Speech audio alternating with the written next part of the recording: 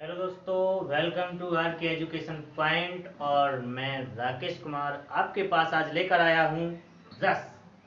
हिंदी के रस लेकर आया हूँ। और सबसे पहले देखते हैं रस की परिभाषा। देखिए क्या होती है। देखिए, रस की परिभाषा में किसी काव्य को पढ़ने तथा सुनने एवं नाटक को देखने से जो आनंद की अनुभूति होती है उसे रस कहते हैं। तो दोस्त, आपको समझ में आया होगा कि जब किसी काव्य को पढ़ते हैं या सुनते हैं तथा हम किसी नाटक को जब देखते हैं तो हमारे मन में, हमारे हृदय में आनंद की अनुभूति होती है। इसे रस कहते हैं दोस्तों। देखिए, अब इसके बाद रस के अंग होते हैं। रस के अंग चार होते हैं। रस के अंग चार होते हैं। देखिए, सबसे पहले होता है स्थायी भाव। ऐसे भाव जो सहृदय के हृदय में स्थायी रूप से विद्यमान होते हैं, हमेशा से ही वो हृदय में विद्यमान रहते हैं, उसे स्थायी भाव कहते हैं। और दूसरा होता है विभाव। तो जब किसी व्यक्ति या वस्तु के कारण जो स्थायी भाव उत्पन्न होते हैं, जब किसी व्यक्ति या वस्तु के कारण जो स्थायी भाव उत्पन्न होते हैं तब उसे विभाव कहते हैं। देखिए, स्थायी भाव, विभाव के बाद तीसरा है अंग, अनुभाव।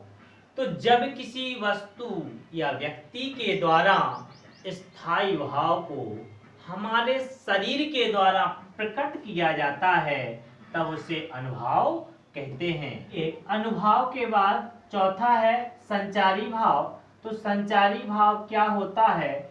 ऐसे भाव जो सहृदय के हृदय में पानी के बुलबुलों के समान आते हैं, कभी बनते हैं, मिटते हैं, उसे संचारी भाव कहते हैं। और ये संचारी भाव बहुत ही कम समय यानी सूक्ष्म समय के लिए आते हैं।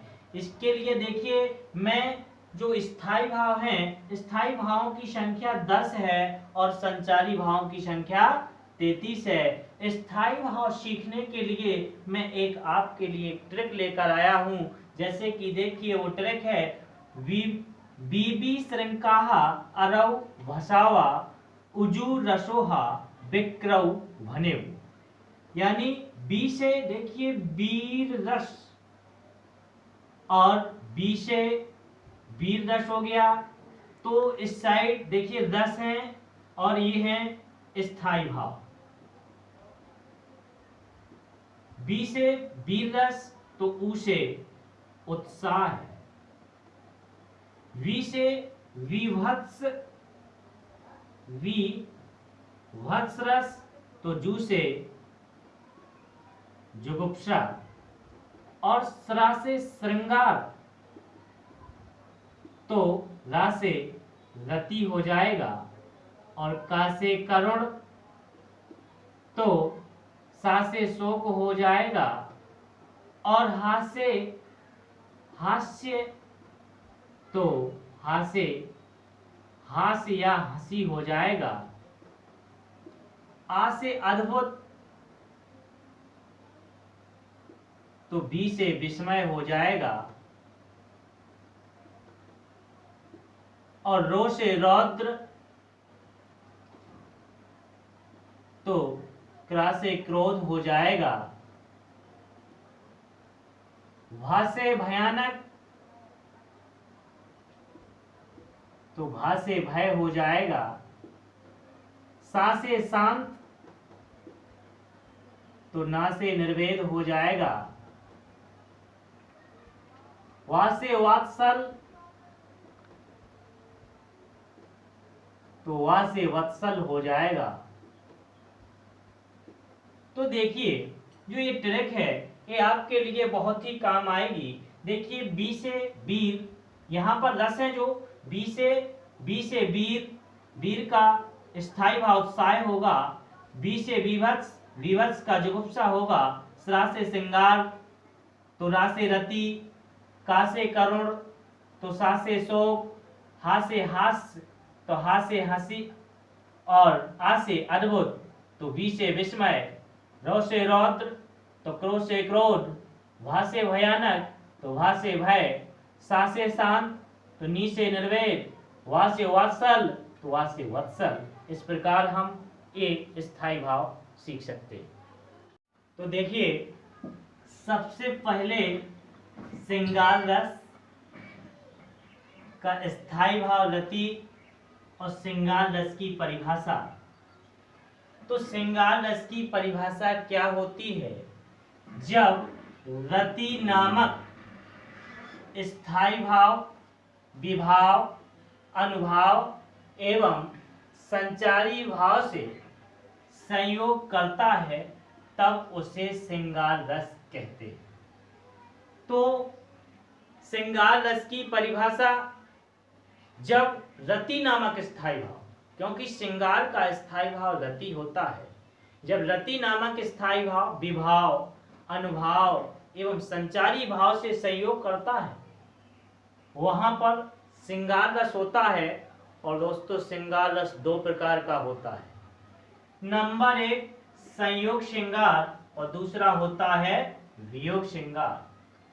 देखिए, संयोग श्रृंगार क्या होता है? वह रस या जब किसी नायक और नायिका के मिलन के अनुराग का वर्णन किया जाता है। मिलन, जब नायक और नायिका मिले, जब नायक और नायिका के मिलन के अनुराग का वर्णन किया जाता है वहां संयोग श्रृंगार होता है। तो दोस्तों, तुम्हें समझ में आया होगा, संयोग का मतलब मिलना होता है। तो इसकी परिभाषा क्या बनेगी? जब नायक और नायिका के मिलन के अनुराग का वर्णन किया जाता है वहां पर संयोग श्रृंगार होता है। जैसे देखिए, उदाहरण है इसका, राम को रूप निहारित जानकी, कंगन के नंग की परछाई, यात सबे सुध भूल गई, कर टेक रही पल टारत नाही। देखिए, राम को रूप निहारित जानकी, कंगन के नंग की परछाई, यात सबे सुध भूल गई, कर टेक रही पल टारत नाही। तो ये उसका उदाहरण है, क्योंकि यहाँ पर जानकी माँ राम का रूप कंगन के नंग में निहार रही हैं। निहार मतलब वो यहाँ मिल रही हैं। तो जहां पर नायक और नायिका का मिलन हो वहां पर संयोग श्रृंगार होता है। अब इसके बाद चलते हैं वियोग श्रृंगार। वियोग का मतलब होता है दोस्तों बिछुड़ना। वियोग का मतलब बिछुड़ना। जब नायक और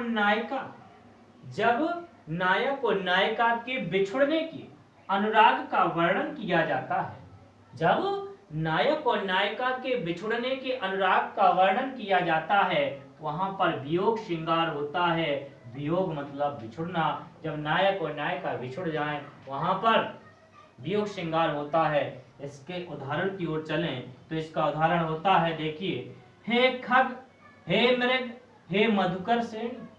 हे खग हे मृग हे मधुकर श्रेणी, तुम देखी सीता मृगनयनी। यहाँ पर देखिए, जब सीता माता का हरण हो जाता है तो राम से वो अलग हो जाती हैं और राम उनके वियोग में वन में भटकते हुए कह रहे हैं, हे खग हे मृग हे मधुकर श्रेणी, तुम देखी सीता मृगनयनी। तो मैं आशा करता हूँ कि आपको ये श्रृंगार रस समझ में आया होगा। इसके बाद मैं अगले वीडियो में अगले रस लेकर के आऊँगा। यदि आपको मेरा वीडियो पसंद आया हो तो लाइक करें, कमेंट करें और मेरे वीडियो को पूरा ज़रूर देखें।